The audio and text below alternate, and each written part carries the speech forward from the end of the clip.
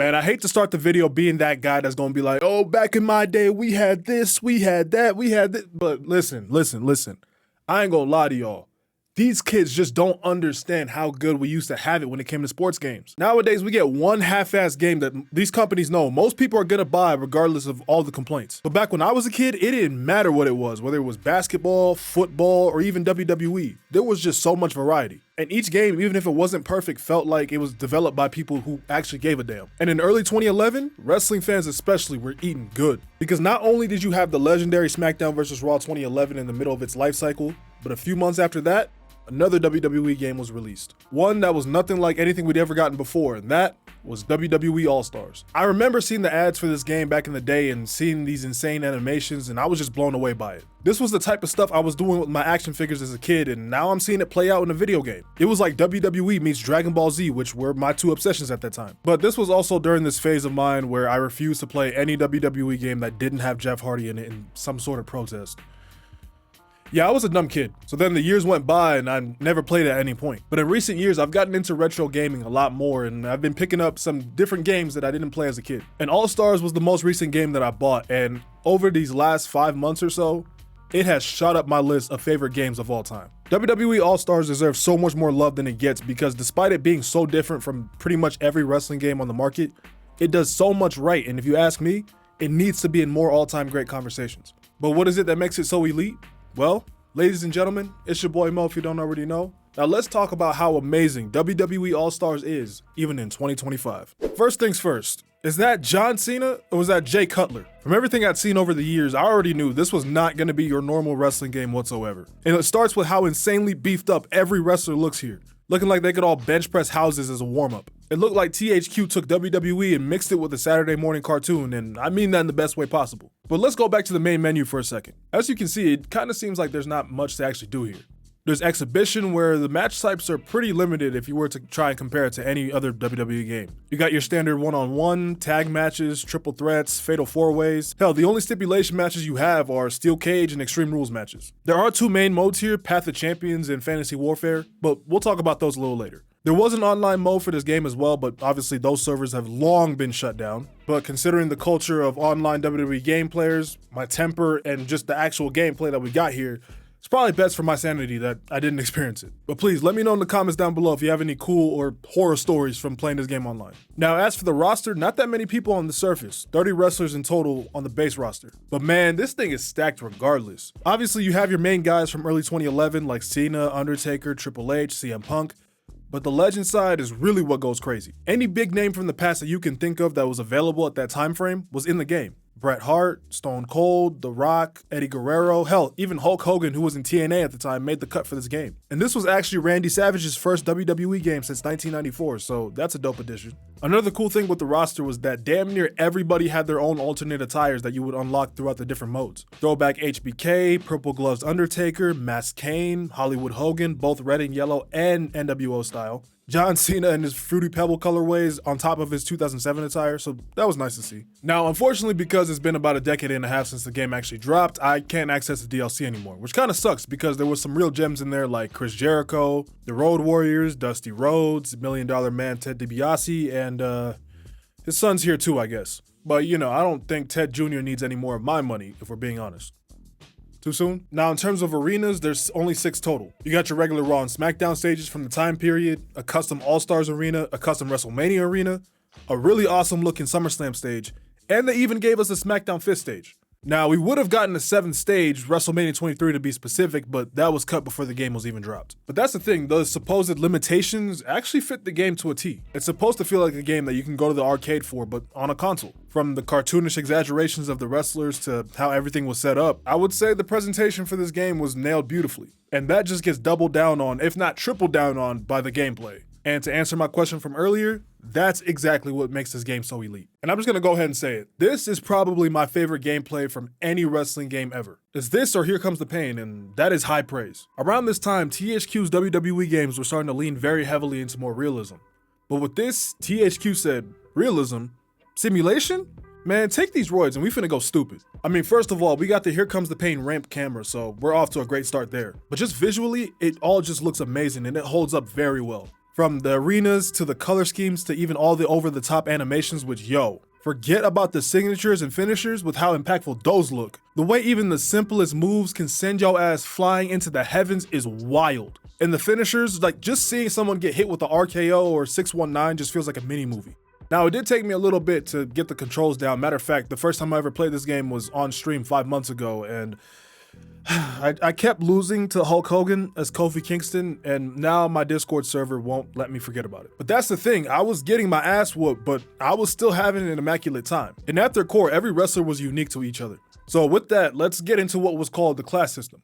First, you got what was called the acrobats, which is pretty much your high-flying wrestlers like Eddie Guerrero, Kofi Kingston, and Randy Savage. I've always preferred playing as the high flyers in wrestling games, and they are just insanely fun to play as here. And I mean, in what other wrestling game can you do a backflip off your opponent and land on the top rope? And on top of that, if said wrestler has a diving finisher, you ain't even gotta run and climb the top rope.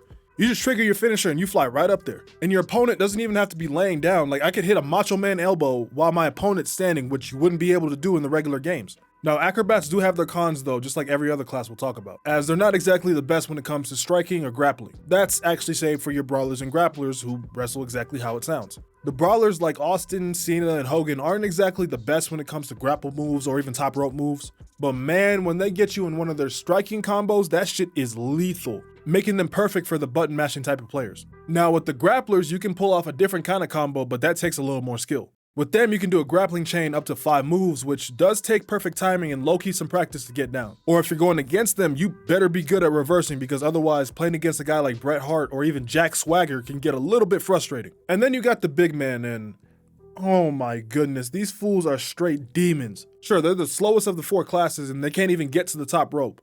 But bro, just look at this.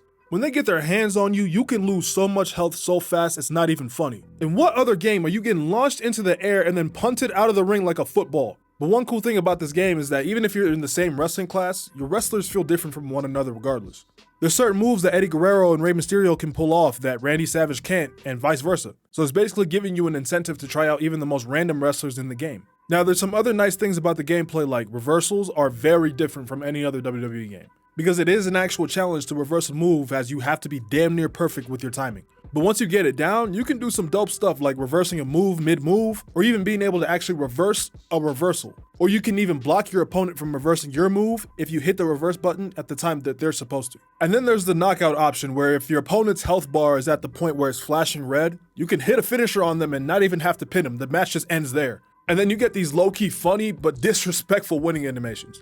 And shit, some of the combos I was able to pull off were just nuts, especially now that I've gotten better with my timing. And I can only imagine how fun this would be playing against other people in real life, but I doubt I can convince my real life friends to pull up and play WWE All Stars with me in big 2025. But regardless of that, it's just super fun and addicting. And the engine is super smooth. I have yet to come across any ridiculous kind of glitches or anything. And it's really the little things here that help the gameplay come together just so perfectly. The game's main focus is the gameplay, so with that being done so well, it complements the actual modes so much. So let's actually get into those. First up, we got Path of Champions. Here you have 3 different paths, each being a 10-match gauntlet. One where you have to face a bunch of the modern superstars until you get to the end, where you face bald Randy Orton for the WWE Championship. One where you go through all the legends in the game until you face throwback Undertaker for the World Heavyweight Championship, and then a tag team gauntlet with a mix of legends and superstars until you face off against DX. And throughout each path, you get some different cutscenes, like Undertaker with Paul Bearer building a casket for you to rest in peace in, like it's 1991 all over again, or DX being DX, breaking the 4th wall or whatnot. So I said to her, "What do you mean? Wait until the plane lands." Hunter? Or Randy Orton bragging about being the greatest of all time. And the cool thing is that you get a variety of different match types throughout each path, so it doesn't really get stale and keeps the mode very engaging. But there is one man I have to roast before I continue. Rey Mysterio. What was your malfunction? During the tag team path, whether it was my original recording of the mode or my official recording, he just kept losing and selling me 6 times in total. Rey, I love you, dog, but come on. I mean, where is Dominic when I need him? I need him to teach his dad a lesson for the one time. Only in wrestling can a sentence like that make sense. So now let's talk about the other mode in the game, which is my personal favorite, Fantasy Warfare. And bro, the more I played this mode, the more I thought about how this could be the perfect replacement for showcasing the WWE 2K games. So here you have 15 different matchups, which includes everybody that's on the base roster, each with their own unique story. There's some matchups that lead into feuds that have already happened, like Eddie Guerrero versus Rey Mysterio to determine who the greatest high flyer of all time is.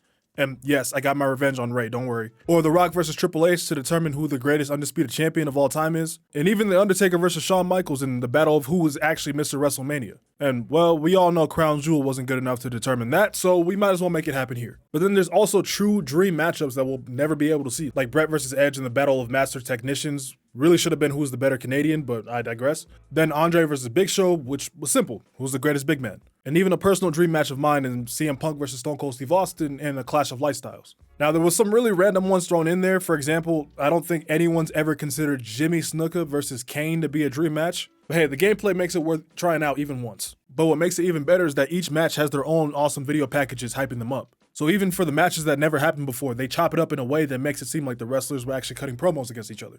And it's really well done. I mean, hey, gotta find a way to make Sergeant Slaughter versus Jack Swagger interesting somehow, I guess. And like I said, if 2K was to take this concept and put it into their games, I think it would benefit them a lot. Don't get me wrong, when they first started doing showcase modes, I thought they were cool, but as time has gone by, they've completely lost their luster. Nowadays, it just feels like one big history lesson, but it lacks so much fun and creativity. So if they were to do something like this, especially considering how huge the WWE game rosters are nowadays, I think it would be something really amazing. But that is pretty much all there is to All Stars, and honestly, what a game this was. Visually, beautiful. Gameplay-wise, endless fun with just how different every wrestler is. Sure, there's no big elaborate road to WrestleManias or even a universe mode. Hell, you can't even do title matches here. But honestly, who cares? The goal here wasn't meant to be SmackDown versus Raw on steroids. It doesn't even try to be realistic. It was meant to be different. It was meant to be unique. It was meant to be pure arcadey, nonsensical fun. And as somebody that has played all the WWE 2K games and even most of the games before that, sometimes they can get a little dry and repetitive. But playing this game the last few months has been such a breath of fresh air. It's wild, it's chaotic, it's ridiculous, but it's a freaking blast to play. And if you're somebody like me that hadn't played it before, or even if you did, please do not let the fact that it's almost 15 years old now blind you, because you will have an amazing time playing this even now. And to come to find out that there was actually supposed to be a sequel that just never came out is just so tough, bro. Because if there's any WWE game that needs a remastered version of it, this is the one right here. But just imagine them building off the original with maybe some more match types, bigger roster, maybe one more mode. I mean, 2K, I'm giving y'all some ideas here. Free of charge. Unless. No. But folks, that was my honest review of WWE All Stars. Please let me know in the comments down below how y'all feel about this game, what memories you may or may not have about this game. If you ever played it before, let me know how it was online. I really want to know how the online culture was for this game, but I appreciate y'all for watching. If you made it to the end, like, comment, share, subscribe. I'll see y'all on the next one. I'm out of here. I'm gone.